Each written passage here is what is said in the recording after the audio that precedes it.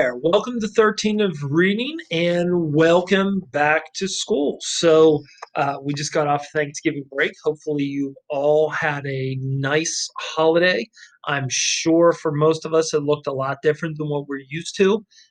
However, it's always nice just to have that time with your family and to be a little extra thankful this year for everything we do have and the people that we have with us um, during these crazy times. So we're back in front of a computer screen. Hopefully, some of you took some time away from a computer screen during our holiday break and just relaxed or did some different things other than checking Teams every day, like most of us do. Um, so we're gonna get back into doing our stories online.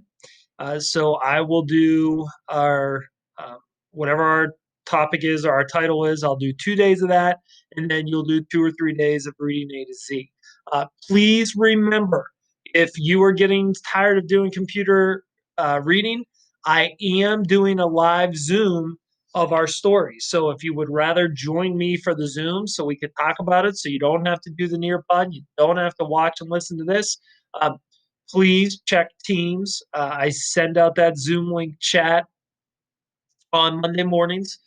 We'll be doing that generally during fourth period. So that would be high school fourth period. So that's right around, uh,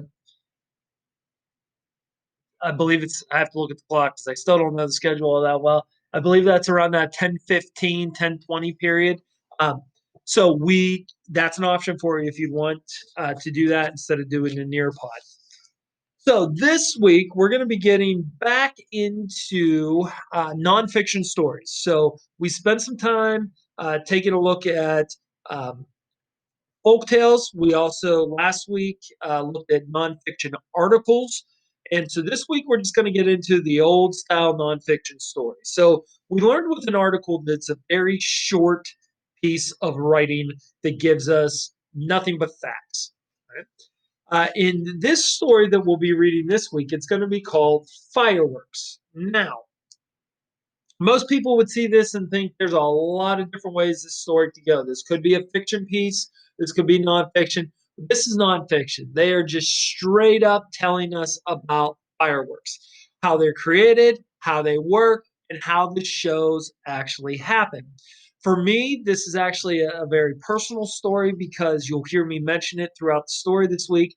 But both of my wife's parents years ago worked in a fireworks factory, and to this day, my wife's stepdad still works for a fireworks company on the side. He delivers fireworks shows.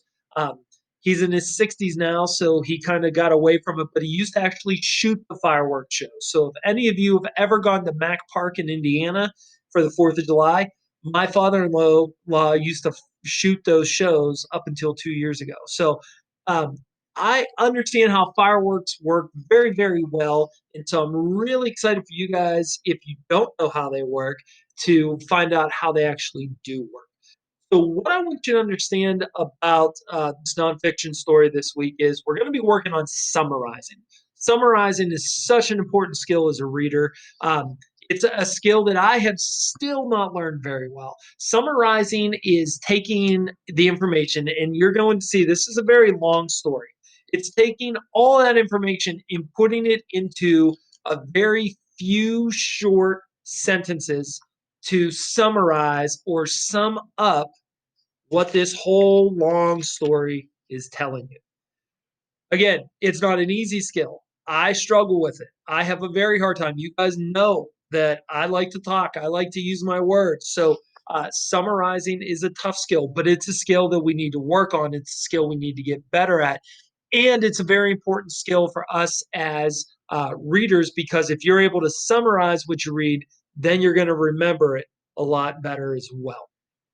So as we go throughout the story, the next 2 days, if you're doing a Nearpod, please pay attention. Please do the open-ended questions that are in the Nearpod because it will give you the opportunity to work on summarizing.